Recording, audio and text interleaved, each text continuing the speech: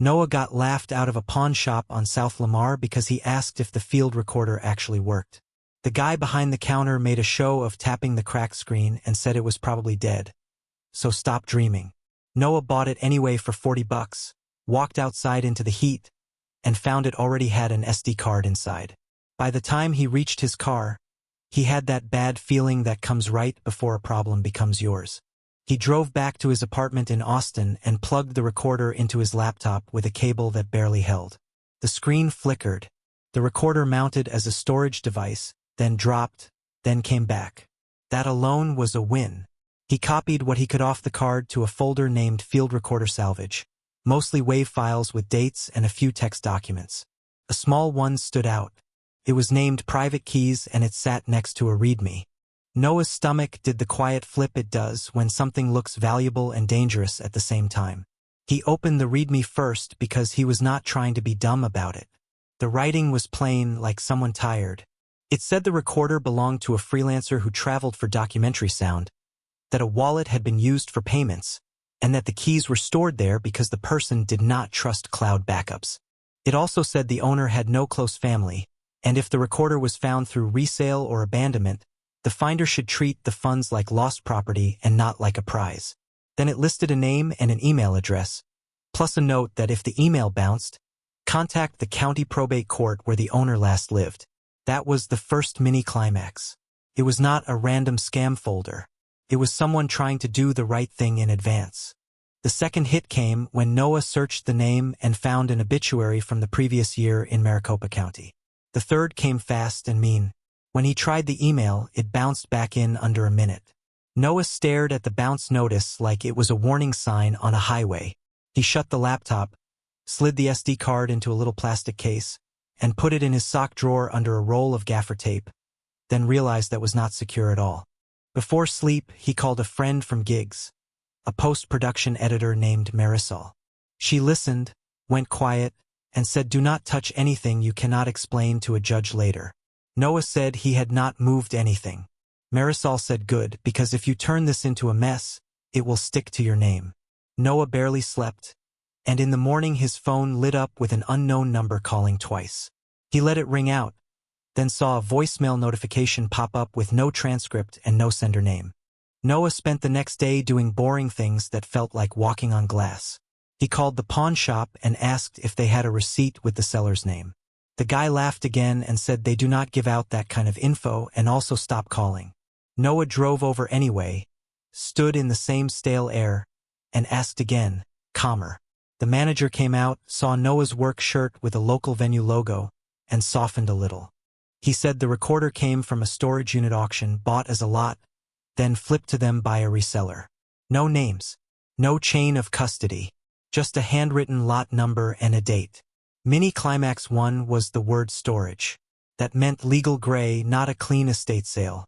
Mini Climax 2 was the way a customer nearby heard the conversation and smirked, then said loud enough for Noah to hear that people find cash and drugs in storage units all the time. Noah felt his face warm. He hated being the guy in public with a secret. He went home and called the Maricopa County Probate Court clerk line, got put on hold, got disconnected, called again, and finally reached someone who sounded exhausted. He gave the name from the README.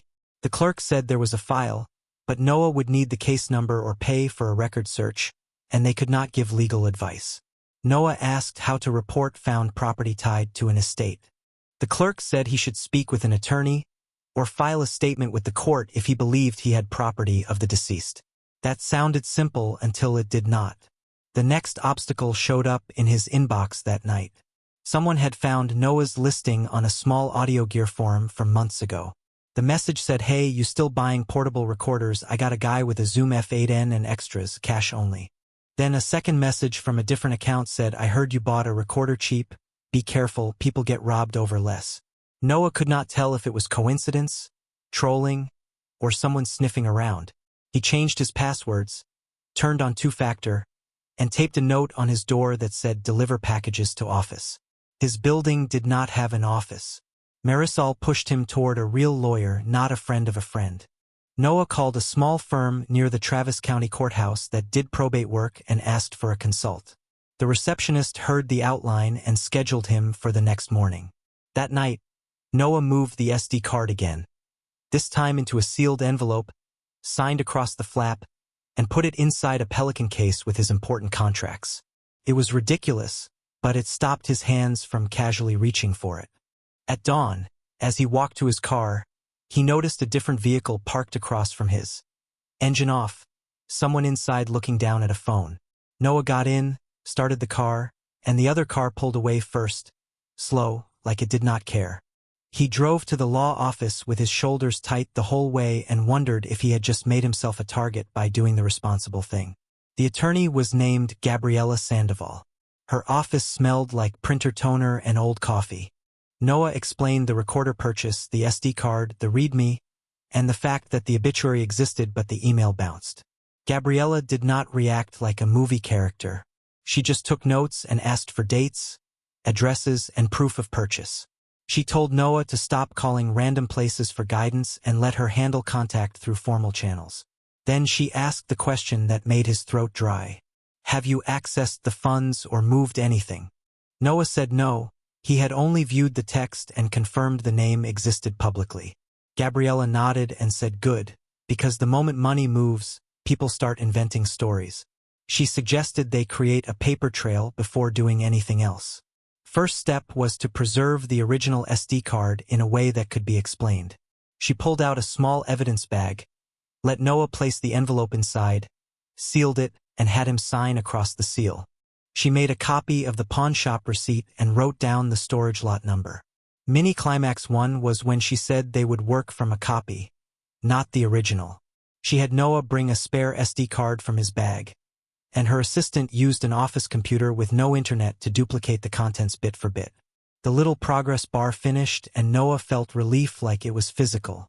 Mini climax 2 was when the assistant opened the README and found a second section Noah had missed.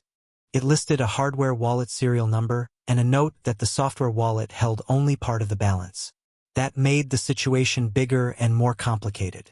They moved carefully. Gabriella contacted the probate court and requested the case file using the correct forms. She also mailed a letter to the last known address from the obituary and to a funeral home listed online, asking for an executor contact if one existed. Weeks can pass like that, she said, but they would not guess. Noah hated weeks. He worked gigs at a church on Sundays, a podcast studio on Mondays, and corporate audio in downtown hotels midweek. Every time he saw a locked door or a security camera, he thought about that evidence bag sitting in a legal file cabinet. Then the twist landed. The storage reseller responded to Gabriella, not to Noah, with a name and a bill of sale for the lot, and it was not the deceased person. It was a small LLC dissolved. That meant someone had cleaned out the unit as a business transaction and never noticed the SD card.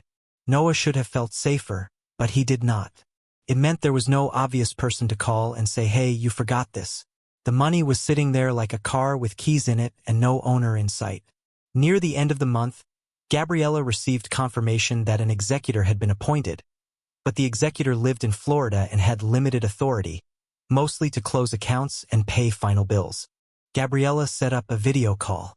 Noah sat in his car outside a HEB parking lot for privacy, earbuds in, hands sweaty on the steering wheel. The executor, a distant cousin named Dennis, looked tired and suspicious. Dennis asked, why should I believe you did not just make this up?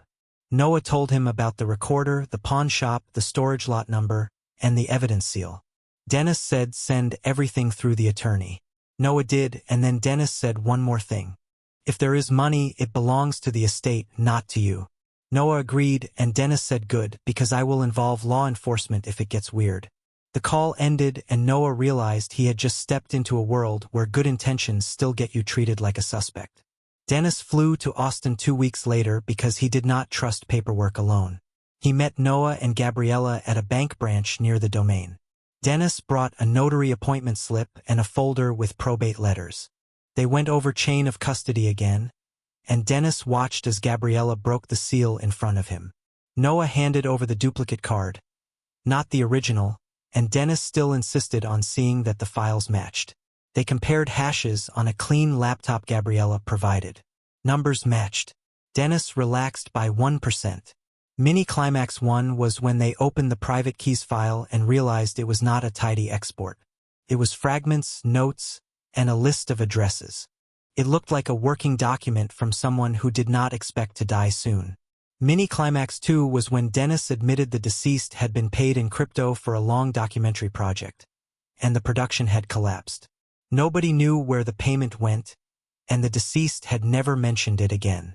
Dennis had assumed it was gone. They did not transfer anything in the bank lobby. Gabriella had arranged a meeting with a forensic accountant in a small office suite nearby, someone who handled digital assets for estates. The accountant, Ravi, verified the addresses against public records and explained what was visible without moving funds. There was a balance. Not life-changing for a billionaire, but life-changing for regular people. Dennis wanted everything moved to an estate-controlled account. Ravi said that was reasonable, but it needed to be done with strict documentation, and taxes would apply depending on how and when assets were liquidated. Noah sat there feeling like his pulse was in his teeth. He kept thinking the wrong click could ruin him. Ravi suggested an escrow-like setup where the executor controlled actions, while Noah provided access only when legal authority was confirmed. That happened in steps, with forms signed and scanned and logged, and with a quiet room and phones off.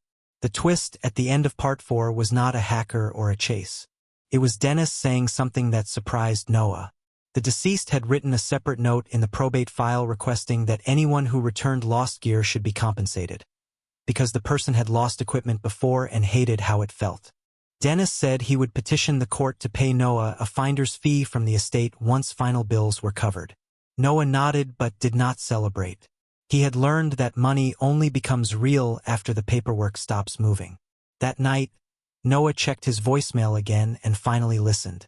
It was a man saying Noah's full name, then saying, "Call me back about the recorder you bought. I can make it worth your while." No company name, no reason, just that. Noah forwarded it to Gabriella and turned his phone to silent. A month later, Gabriella called Noah during load-in at a hotel ballroom in downtown Austin. She said Dennis had confirmed the balances, filed the inventory, and the court approved limited distribution. Noah walked into a service hallway near stacked banquet chairs and listened with his head down like he was trying to hide from cameras. Gabriella said the estate would liquidate part of the holdings to pay debts and taxes, and Dennis agreed to a finder's fee because the note supported it. She gave Noah a number that made him sit on a road case. After taxes and fees, it was still enough to change his year.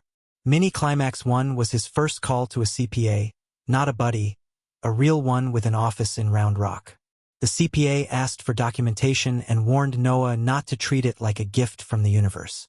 It was income tied to an estate distribution. Mini Climax 2 was when Noah learned he might owe quarterly estimated taxes, not just annual. He felt annoyed at the system, then forced himself to accept that this was the price of doing it clean. The ethical part hit when Marisol asked him if he ever thought about just taking it quietly. Noah said yes for about 5 minutes, and then he pictured himself explaining it in court with no paper trail. He also pictured the dead sound recordist, a person who wrote a readme because they expected strangers to act like adults. Noah said he could not make himself be the reason that plan failed. The third mini climax was the reaction at work. He did not tell most people. He told one guy on a crew he trusted, and by the next gig a different person joked about Noah getting rich off a pawn shop. Noah realized how fast stories spread and how ugly they get. He tightened up. No more casual mentions. He paid off a small credit card balance, set aside money in a separate savings account for taxes, and left the rest untouched until the CPA gave him a plan. Then the twist. Dennis emailed Gabriella saying the anonymous voicemail guy had contacted him too, claiming the recorder belonged to a production company and the estate had no right to the crypto. Dennis asked Noah if he had spoken to anyone. Noah said no. Gabriella responded with the court orders and the chain of custody, and asked the claimant to provide proof. The claimant went silent, but the silence did not feel like victory.